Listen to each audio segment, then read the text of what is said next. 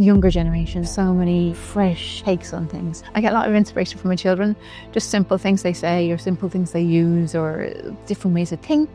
So AI, it's not kind of hindering their thinking. I think it's growing in a different way that maybe myself or an older generation looks at and goes, they're not thinking for themselves. They are thinking for themselves. I think they're just thinking in a different way. And I think it will blow our minds what they come up with. Welcome to Space by Stansons podcast. We actually not done this sort of one before, this episode. We are in the thick of CDW, so everything's happening out there on the streets, all the vibes are happening. Clerkenwell Design Week's in full swing. And I've got Tracy Drury with me, Head of Innovation at Stansons, and just fresh off the streets, fresh off all the exhibits, she's got all the leading trends and everything. I'm going to pick her brains and just see what's coming down the track, what we're going to experience for next year, any disruption, just get her angle on it all. So I'm really excited. It's really in the thick of it. There might be stuff happening. We're actually in our studio in Pear Tree Street, and out there people are all getting ready for all the design community coming through for our denim drop. So there's quite a vibe. It's quite rushed. It's just on the fly. So bear with us, listen in, and obviously, anything you want to see, any questions you got, then just drop them in. We will always be responding back. And one thing we've learned over CDW is a lot of you guys are listening and finding inspiration from this. So thank you and welcome, Tracy. Thank you. Thank you for having me. No, you're very welcome. It's nice to, just in the rush, just pause. Yeah. No, yesterday was busy. Yeah. Clerkenwell, sunny day. It was nice. Yeah. I went around to the Old Street, kind of Old Sessions House. Oh, love. That was really nice. Yeah. There was lovely textures. Yeah. Came across a rug company. Oh. Recycled wool, nice patterns. Yeah. What else did I come across? Just loads of different shapes in there. Kind of furniture companies, very angled and arches, kind of bulbous furniture. Circular furniture. What's bulbous mean? Bulbous means a big ball. Oh, I see. like blowing bubbles. Bulbous. I think it's a word. I'm not sure if I made it up. No. I'm sure it is a word. We'll go with it anyway. If it's not, we'll start trending. We'll attribute it to you. That word. I don't think I have, but it's a word. Very circular round furniture in there. And then I went through the church around the corner. Oh, St. John's. Yeah. I'm terrible with the names. So it's the English kind of furniture. Went in there. And there was a guy called Matthew Hurt, I'm sure his name was. And his furniture was all wood, which is my heaven. Very kind of natural shapes. He made loads of these kind of pebbles, kind of out of wood, very soft shapes, but he did lots of them. So he did them all over a wall. Yeah. So you can envisage it in a ceiling, say. He did actually a 3D image of it. All the pebbles was hanging from the ceiling, kind of undulating as you. Oh, whoa! Down. Yeah, and that was quite impressive. But he also did these textured kind of walls. You probably have seen them in PET. Yeah. Kind of like waves coming out of the wall. Oh yeah. But it was all made from wood. Oh, nice. It's stunning, just handmade craftsmanship. So like a take on timber slats, but a lot more sexy. Oh, completely. I just felt that. It's a bit of an insult to say. I was kind of molesting the walls, just standing there touching it. And then, what else was there? There was a beautiful corner sofa, and that was really sustainable. So the lovely lady talked me through it, and the inside of the sofa is made of coconut instead of foam. Oh. So coconut hairs made into kind of like a foamy base kind of texture. Mm-hmm. And then they made a kind of a wool liner that was naturally F4 rated. So there was no treatment needed. And it meets like crib 5. So it was like beautiful furniture. That is just no treatment, no kind of VOCs. It was very, and it's completely recyclable at the end of it. So I thought it was beautiful. It's amazing. I was on a panel yesterday about neurodiversity, and we were talking about neurodiversity, strangely.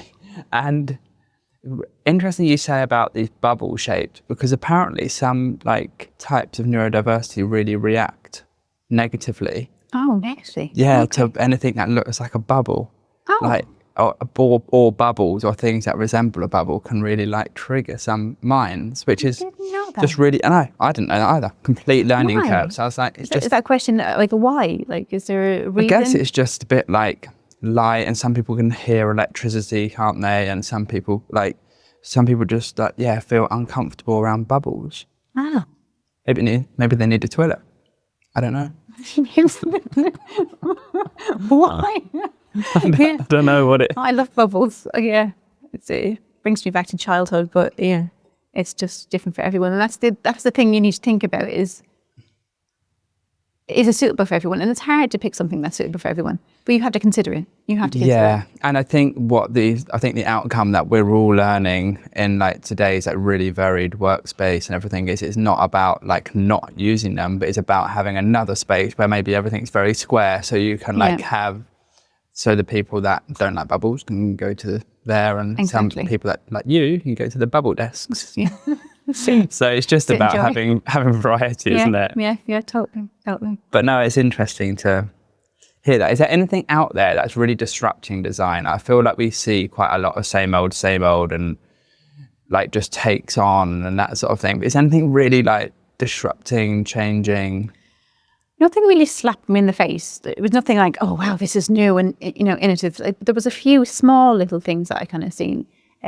Just AI is one massive thing that's changing everything, and it's not new because it's 3D printing. I was talking to a chap, and just the way he described his company, it was the fact that they could print on order, so there's no waste, so there's no kind of stock sitting there, the shipments, the carriage, just the whole space taken up by storing stock. So it was quite nice to hear that kind of side of things. But that's not new, but it's a new kind of... A new take on things. This is probably something I'd never use as well. There was, it was in the crypt. Mm-hmm. And there was like these kind of screens surrounding the room. And as you walked up to it, the patterns changed. Oh. So they had these sensors up in the ceiling, which kind of, fed off your body heat. And as you walked in, the patterns were on big screens and it was quite, fluorescent. So in some ways, I think that could be quite like jarring to some people. I don't think I could have that in my face all the time, but it was just interesting. Mm. Yeah, very interesting. So how do you see AI? I mean, what's it doing? And I mean, so obviously we're all using it now every day, but how are you seeing it change like furniture or like design? Design-wise, you can use it, you could rely on it too much and it can take away your humanity and the kind of natural human-centered kind of take on it. Or you could use it as your assistant and your friend. Friend is felt wrong because it's AI. You're a helping tool. Yeah. So if you put, I've used it recently, I put a sketch in and I describe what I want, the materials, the feeling, the situation I wanted it in. You have to give as much information as possible. And it gives you can ask it for a 3D render and it gives you a 3D render. Every result I got wasn't what I had in my head, but it did kind of maybe go, oh, I didn't think of that, or I haven't thought of that looking like that, or it just kind of helps you along. It's like having different minds in the room, which is really sad because you want other people to kind of help you collaborate as well. It's kind of taken over that if you're working by yourself. Yeah, that's really interesting. I remember one panel talk we've had, they spoke about that design process and the AI like almost helping with that brainstorming, which is kind of what you're instead of going like about. It's exactly what he said. It was like instead of going like this, AI helps you go up and down, you kind of get ideas that you don't even think of because it's taking the information from around the world and finding the information you're asking for, giving it to you straight away. Yeah. But then on the other side of the coin, I like personally had a design in mind for a feature in my personal property. Yes. And I literally drew it all out and all the measurements on it and everything. And I put it I was actually just ChatGPT. It's like, can you do a drawing that I can send to my builder, like, and just couldn't do it. Like, it just kept doing it like wrong, but I knew exactly what I wanted. Yeah. And so then I had to call on you and be like, hey, can you draw this for me? I think that AI will be an assistant tool. It will never take over. But I'll take over the kind of jobs that take so much time, that can be done easily. But the rest of the research, the human connection, the conversations, it will never take over that. I don't ever think. No, that's interesting. It's good to see that that's it's being utilised, I guess. Yeah, my friend used it amazing. She came into my front. She couldn't figure out the front of her house. She couldn't figure out how she wanted to look. She popped it in. It gave her a garden in the front room, gave her a list of plants, gave her a list of where to go and get it. What? Yeah, it just was like stuff like, I'm not a gardener, so that would be really helpful for me. Yeah, because I've just paid a designer to do that for me. Yes. Yes, sorry. But then again, won't go into that detail. So never back to that point, is it still is missing that human, like the orientation of the property or that human connection. It's a good like first step. But it's not at the stage where it considers, I don't know, light, you know, the movement, your journey in, your feeling as you're walking through it. I don't think it's at that stage yet. No. Any ideas that you'd steal or you wish you had thought of out there? I don't know if when I say steal, I think I'd borrow this one, as in take a little bit of it. And I don't like stealing. I just, even Pinterest and stuff like that, it just doesn't feel right taking someone else's ideas. It's just like you have to kind of go on a journey, find the narrative, find something that inspires you, take it and then grow something. I love how you work like that, by the way. Yeah, it's very cool. I love the journey. I just love that kind of gratifying kind of feeling that you get from creating something out of a nice, small little idea. Yeah. But there was a couple in the crypt again. I spent a lot of time in the crypt. It was like a light. No, it was a big light. It was about this size. It was like red tubes, all kind of gathered together. And the reason I was drawn to it, because it was in a corner, was because it stood out. It was just that on its own. And she said it was made from, they took inspiration from old traditional toy making. Oh. And I was like, oh. So it's like tiny little tubes and they were all piled on top of each other. And how they did it was, they get colourings from the earth and they mix it, so every colouring is natural. So if you, I don't know, beetroot and leaves and gravel, they mix it in with beeswax. They make these kind of like, it's like toffee. You know, when you use toffee. And then they put the piece of wood on a lathe, spin it, and then they just add that to the spin. So the colour is like friction into the wood. So there's no like VOCs, you're not using a lacquer, but it comes out like a shiny, like bright colour, which I thought was a really interesting way of staining wood into different amazing colours, but all very naturally.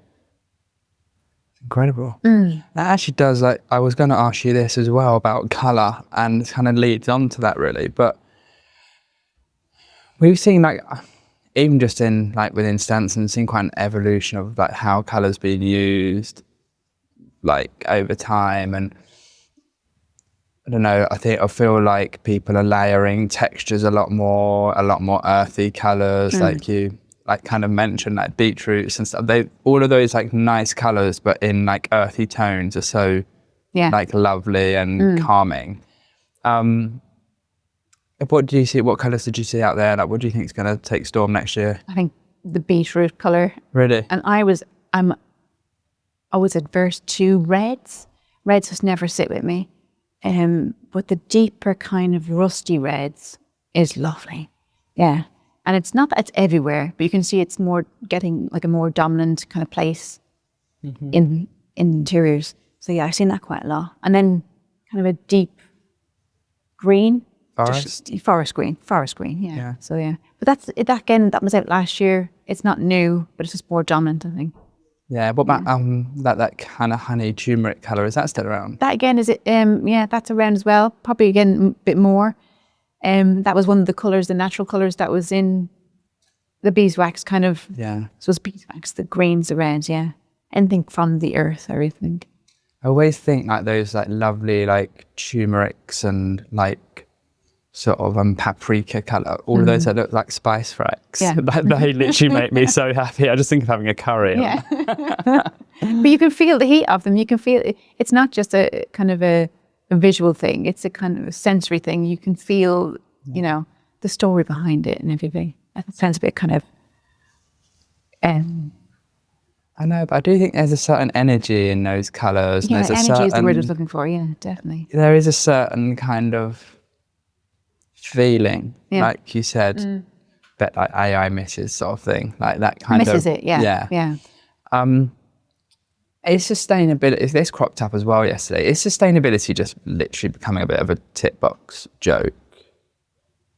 And sort of neurodiversity is the next sort of trend, if you like. Are you seeing people still talk about sustainability? Does it seem to matter? Yeah, I think it's totally, it totally matters. I don't think it's a trend. I think it's people are becoming more knowledgeable about it. I'm one of them. I'm not an expert in any way. Just trying to learn all the time, learning from other suppliers, seeing what they're doing. Oh, that's amazing. Let's try that. Let's look into that. Why aren't we doing that? And then you do get the people who just say, you know, sustainable. There was a lot of the word sustainable was out there a lot yesterday. And if you investigate more, you're understanding why it is sustainable. And every company, I don't think, is trying to pull the wool over everyone's eyes. I think they're just trying their best to be on the journey. And it's not very easy for companies to do that. They just take the small steps and move towards it. But greenwashing is a thing. I think transparency is the main thing. Yeah. Saying we're trying to be sustainable. We're trying this now and we're working towards that. But it's definitely not a trend, yeah. What are some of the things that people are doing to be more sustainable that you saw like yesterday? Again, I probably already mentioned it, that the upholstery people changing at the foam for completely natural things, the colouring for wood rather than using kind of lacquers and oils, natural ingredients. The recyclable afterwards, so the full life circle, that was a conversation. What do you do with the products afterwards? Take back schemes. It's a much bigger thing. Yeah. Oh, there was a lovely story about bricks. Nothing to do with what we do at all. But I was fascinated by it. Okay, it's inspired by anyway, I can't totally. There was two kind of installations just parked outside. What's the pub in the corner near Old Sessions House? It's in front of Old Sessions House anyway. Oh, I know the one. Yeah. Green something. Probably Clarkmore Green. We don't drink, so you can tell me. But the two artists were there, and I was fascinated by them. Just mainly as well because they were just standing there, very simple, very beautiful. And the chap talked to me, and he was so full of knowledge. I was trying to understand it. So one side was kind of made from stone bricks, and the other side was made from kind of, I believe he said clay. I might be wrong, but the standard kind of brick. So the stone brick was what he was trying to not advertise, but showcase. For me, it looked very porous, but he was like, no, that's a natural stone. It lasts longer. The carbon is a lot lower. It's kind of mined in Dorset. It was all these things he was saying. It's just sustainably wise, it would last hundreds of years. And the fact that it's made from stone, not gone through such a process with clay, bricks are made with the heat. It was just, that was very interesting. Yeah, heat's a big thing. And I mean, says me who knows nothing, but. Yeah, well, massively. PET is the process that goes through to make that, the heat. It depends on the colour. It depends on the recyclable content. It depends on the thickness. So that's a massive, heat to make things is huge. Did you get to any talks or? No. Are you trying to get to? I'm trying to get one probably this evening. I didn't make any yesterday. No, I didn't make yours. I'm very sorry. No. Just don't need to. No, it's interesting. That's cool. It's good. It's good to hear it all just like fresh. Coming into like what you're doing, I mean, obviously innovating new materials, new products and things like that. Is there anything that you're sort of thinking you might do differently as of yesterday? Is it just fresh takes on things? Is it? I would love to, you have this ideal in your head, what you'd like to do. Like I'd love to hear a big ideal. I would like to make everything from scratch. I would like to use like local craftsmen. I would like to use everything that kind of the old toy inspiration that clicks in. That is no glue, no nails, you know, just beautiful to touch, beautiful to feel. But in a manufacturing world, that is just, I don't think that's possible. Not that's not possible. To do it on a big scale, it's not feasible. So I'd like to find a middle road. Just a middle road, just kind of, that kind of suits manufacturing, ease, time, as in this world, everyone wants things yesterday. Yeah. Resources, the wood, the craftsmanship, the price. Once you say craftsmanship, price just goes like sky high. Yeah. So I would love to be able to find something that kind of ticks all the boxes and still, you know, Design something beautiful and sustainable and the earth loves. Earth loves, pocket loves, delivery times. Big. Maybe 3D printing. Yeah, 3D printing. That's it. They do a lot of 3D printing with sustainable filament. I can't say that word because that sounds really Irish. Filament. I'm thinking, Filament. I'll go with that. Yeah. Quite interested to hear about like the use of coconut in the seats, because I know that the foam is super unsustainable and the fabric, however sustainable. Here I am squishing this chair seat as if like everyone can totally see me, but I'll carry on squishing it because it feels good.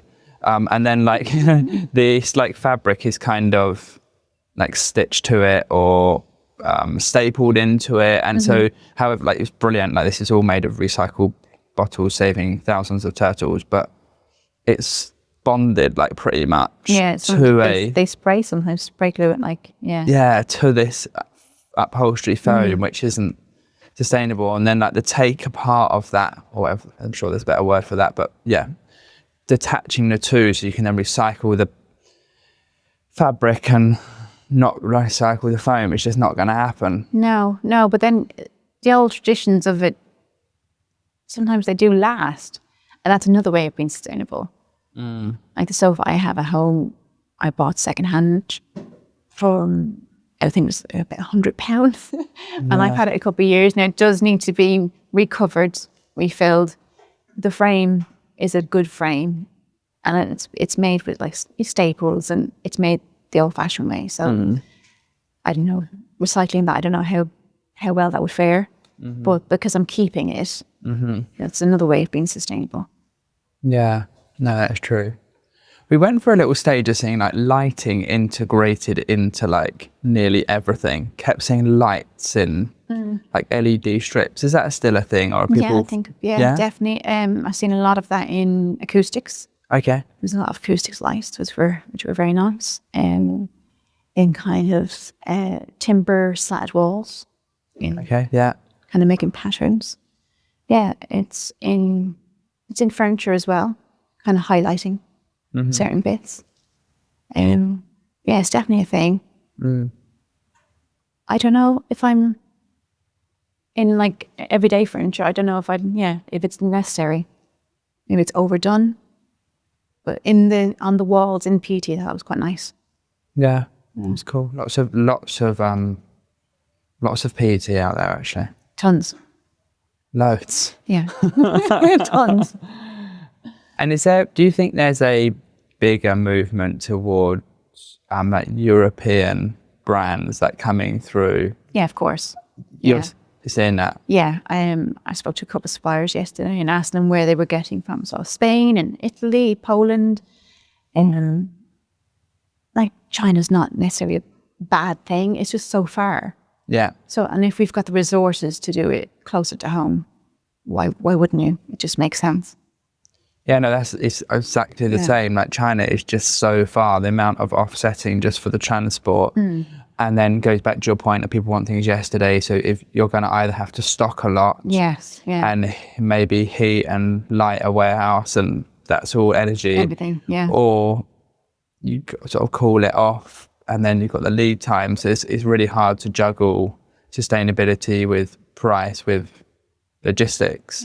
But Europe is a bit... I don't ever think there's an end goal with this. I know everyone has an end goal with sustainability, but I don't think you'll ever get to it.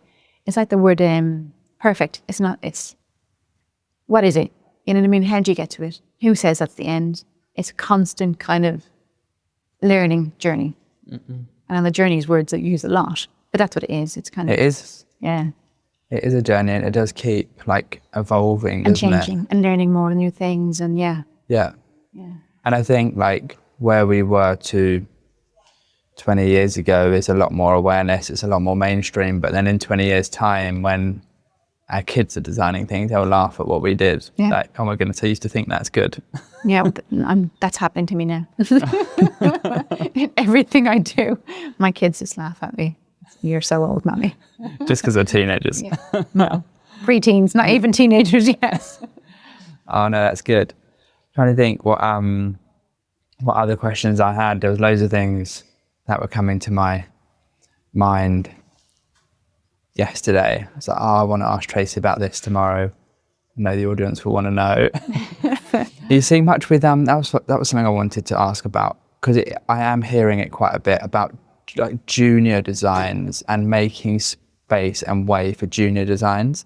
They're almost getting quite junior designers or like startups and like that new thinking is almost, I'm hearing it's almost quite stifled because of AI. So almost taking like the admin jobs of junior designers, and like startups not being able to necessarily compete with like the large brands in terms of like EPDs or like sustainable tracking. Is there space made for those over CDW? Like over Clerkenwell Design Week, are you seeing the promotion of like startups and junior designers' works or students' work? Let's put it that way. Let me think. I didn't see little students' work so much, no, going around. There was a few startups. It was a tile company. I'm going to tell the story anyway. And they were doing kind of Moroccan tiles. And they were taking the leftover kind of waste, putting it back into a tile. Oh, from the offcuts. Offcuts, taking it and placing it, and either polishing it or not polishing and celebrating the kind of... Can you take me to them? Yes, it was really... I've got a booklet of this. I'll show you. That was quite nice. But I'm not sure if it was an older company, but it was a new way of doing it. And it was stunning. So that's kind of a startup. I know.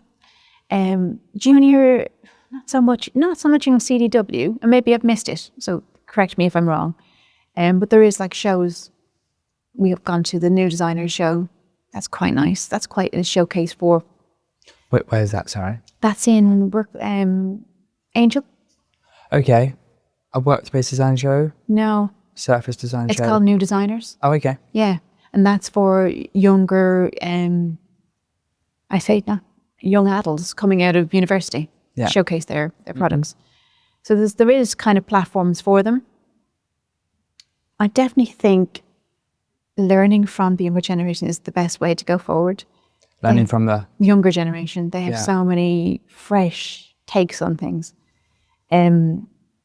I get a lot of inspiration. This is talking about my children again. I get a lot of inspiration from my children.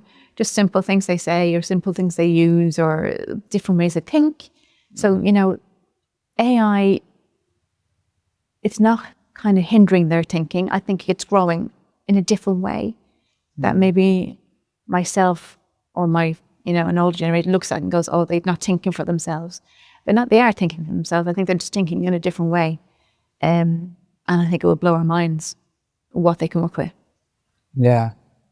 No, it's just this like common, like kind of almost like joke, if you like, where people, they need like sort of 5 years experience, but they sort of want them to be a junior designer on a junior salary or something like that, or students, and they're not necessarily given space to actually kind of to try something new and That is hard. to believe in them. And I feel like I'm really with you. I really feel that these startups and these students and these junior designers, whilst they might not have experience in our industry exactly, we need to actually see that as a good thing, because everything we've done for years, because that's why we're doing it. It's like it's an old kind of let me try to say, it's an old kind of like cruise ship. We're an old cruise ship. It's hard to turn. They're a new boat, small, they can turn on quite quickly. They use or they can think quick and they can change quickly. Where we've got so many kind of rules and regulations and kind of ways of thinking. Not a bad thing, but it's just different and it's fresh. Yeah. And those two together is just, so the different generations, I think, working together is really good. Yeah. I definitely quite sort of an advocate for that, just personally, that I think we need to almost embrace that they haven't got any experience. Don't get people with experience, and then they will challenge what you think and empower them to do that, and like give them a platform to do that. So that's so, because you hear it so many times, like even the architectural students come out and they've done like 7 years of university, and it's so hard for them to get a job because they've got no experience, but they have all this education and all this knowledge. It has to be worth getting, I'm sure they do eventually, but it's quite difficult, I've heard. Really difficult. Even startups getting out there from like a compliance perspective and stuff like that, they can have the most beautiful stories and sustainable and learning from like ancestral wisdom, but then again, like to applying it in a modern world, and like a really great thing is coming, but they're kind of hidden or drowned out with the noise of large brands, where if you have to pay for CDW, you don't charge any less because you're a small brand or a big brand. And it's like kind of, I feel sorry for those like startup people like that, and like to kind of promote them. Yes, maybe like if they should take it as, I don't know, when this is probably a very bad top, but when you build a housing estate and you have a certain amount of houses that are like, 4-bedroom houses, then you have to have a certain amount of houses that are like, affordable. Yeah. That kind of thought should probably blanket over different kind of, what am I trying to say? Different kind of ideals. So like big companies, not that they should be charged more, but there should be a set kind of charge, and then smaller companies or startups, like, from younger companies, should be charged a little bit less maybe. Is that fair? I don't know. I don't know. Yeah. It just gives them a leg up, I think. Yeah. I think it could be that maybe something around the charging along being varied, dependent on the age of the company or the turnover of the company, something like that. But also that, I love that idea about the housing, that if you've got 50% of your showrooms within X turnover, you have to create like an exhibitions pop-up space for X percent of the volume of space or something like that. I think it would be nice. I really like that, yeah. I think Clark and Well Design Week, if you're listening to this, and I think any other show, exhibition, London Design Festival, all of it, I think we could actually like designate an area and like make a showcase space for them. Yeah, like a little hey, we're new here, but we can break how you think traditionally. Like as long as it's messaged nicely. I think Material Matters. They do that. They do. They have a few startups I've seen. I don't know the cost of what they do, but I've seen a lot of new kind of materials coming through that way. There was a girl when I first walked in, and she'd her and her partner ground to literally dumps and gather leftover pieces and make art installations. And she was entrance of Material Matters last year, and that's what she did. And that was a startup business. Oh, brilliant! That's so amazing. And they were like quite enormous installations, so they're good for like commercial projects. So that was a good kind of platform to kind of showcase her startup. It's nice to see that Yeah. and hear that, isn't it? Yeah. Did you see, I have got another question for you. Did you see, which is a bit of a curveball because I didn't tell you I was going to ask this, but did you see anything about this, I can't even say the word now, like disabled access, like accessibility. Yeah. And supporting that? No. I don't know how how the particular products would showcase that.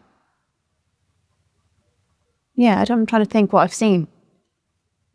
When I worked in the bathroom industry, that was always a place for it because you had accessible bathrooms. Mm-mm. Is that what you're talking about? Yeah. Accessibility kind of for every mobility. Yeah. But like the likes of wall finishes as well, materials, furniture. No, I didn't see a lot. No, interesting. That's the answer. No, well, that's great. Yeah, sorry, I was just thinking through what I've seen.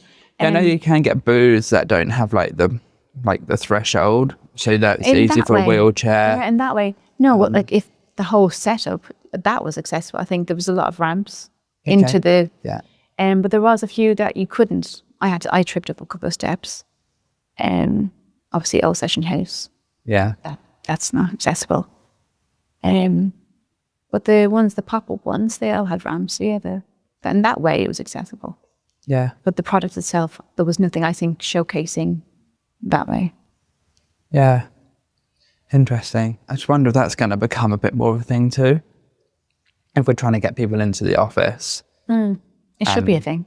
Yeah. Yeah. The only reason that triggered a thought off in my head was like yesterday I was thinking about it a bit because I'm really sorry, Louis, I can't remember your surname, but Louis, somebody who is a wheelchair user, can't actually come to CDW this year. Oh. Because of like the journey, and then also not being able to actually plan like how much he will be able to get to because it's the church itself. Yeah, and it's also, I think for him, it was and Louis, tell me if I'm wrong, but I think for him, it was, there's actually the unknown. So like our showroom, we don't have to, it is accessible, but we don't have to like put in a little like tick box whether it's wheelchair accessible or like anything like that. So when someone's, or like maybe we've got hearing aid, like loops or whatever we have or haven't got. So when someone with like a disability is like looking through the map or looking through the app or whatever, choosing, oh, okay, I'd love to go there. Oh, and I can get in, good. Or, oh no, I can't get in, so I'd love to go on to that. And then make the decision whether to come or not, if you like. Mm-hmm. But that it's really, really simple. But that kind of thought process to the actual Clerkenwell Design Week and then also to our offices. So for a large office, like, hey, we've got these rooms and it's like signposted and visually, so someone doesn't have to ask or second guess or maybe worry. Yeah, I love that. Like that we can actually just provide that, because it would be kind of a lot of work or maybe humiliating to have to ask or something like that, but actually kind of offer that information. I think that's something that maybe we could do. Massively on board with that. Yeah, I think that's such a great idea. I actually, I'm kind of sad to say I didn't think into it that much. No. Which is sad, kind of. I think that's why we just want to talk about it, isn't it? Because I wouldn't have thought into it. It was only, like I say, Louis' comment that like opened my eyes to it. I thought, oh gosh, like not actually everyone can get in that even wants to. I'm going to research that, more inclusivity, just kind of, you didn't, like, obviously my journey is different, so I don't think about it. Of course. But the minute you mentioned it, it was like, oh yeah, that must be really difficult, because like the church, the crypt, Old Session House, they're all kind of not accessible. No. Yeah. So we just need to think about that. And then also, like, there was I'm really sorry as well, I can't remember your name, but someone also did this, like, I literally thought, like, straight off, hats off to her. But instead of her, like, based off the comments, everything, she, like you and I, just does her commute normally, like takes all the escalators and that sort of thing. She thought she's going to take like a disabled access route Okay. for the day, and like she videos it, and she's like how much harder it was, like so much unknowns, like get to the lift, it wasn't working, what do I do, have to find someone, have to go down this way, have to do, like the amount of unknowns, it's phenomenal. I can only like glimmer a picture, like a slight tiny sliver of how hard it must be, because when I come out with my kid and I have to take a buggy, but even that I just carry it down the escalators because I can't bother to find a way. Yeah. But it does give you another restriction. It does give you just another restriction, yeah. So she actually did the whole walk, and I haven't done it yet, and I do plan to do it, but like literally encourage everybody just to don't just think about it, actually do your commute as if you are a wheelchair user or if you're a blind person, and like what that difference would look like, or hearing or something like that. Yeah, that's a really good research. Yeah, it's just it's very eye-opening. Excuse the pun. Yeah. But yeah, I think it's something we could all just be like slightly more thoughtful and totally make a big difference. Yeah. But the world is evolving, we're becoming more inclusive, we're understanding different people and other people have got voices, which is... Well, platforms like this is great because these conversations happen, and then like I didn't obviously think about inclusivity, so now it's a thought in my mind. Yeah. So it's great that we can share it. Yeah, that's what it's all about really, isn't it? Yeah. And Tracy, before you go, is there a book you're reading, a podcast you're listening to that you just think like, oh my gosh, this is brilliant, and it's like, I want to share it? So many books. Eyes of the Skin is what I'm reading at the moment. Eyes of the Skin. Okay. And it's a recommendation. I am slowly reading it because I have to kind of stop and kind of Google a lot of things because there's a lot of references to other kind of theories that I don't understand. But it's challenging me and I love it. And it's eye-opening for senses. It's all about how our visual sense is the main sense that everyone relies on and kind of goes to. And it's about opening yourself to other senses and kind of, exploring that. So yeah, really recommend that one. Podcast, I'm listening to, it's kind of, I forget his name, something Rubin. He's having a conversation with, I have to get the name for you, and then you could put it on the podcast. It's about a creative journey and how you think. And he had a conversation with Ez Devlin, who did The Sphere. Do you know The Sphere? It's a big installation in Vegas where it's completely circular and there's no like straight lines. Anyway, she's a very, very interesting person. And that's the podcast I'm listening to, but I have to get the name for you. Fine. Something Rubin, I think his name is. But yeah, those are the things I'll go with Rubin. recommend. Eyes of the Skin. Okay, Yes. Pucker. Yeah. Thank you very much, Tracy. Thanks for having me. giving us the insight so hot off the press. Thank you for having me. You're welcome.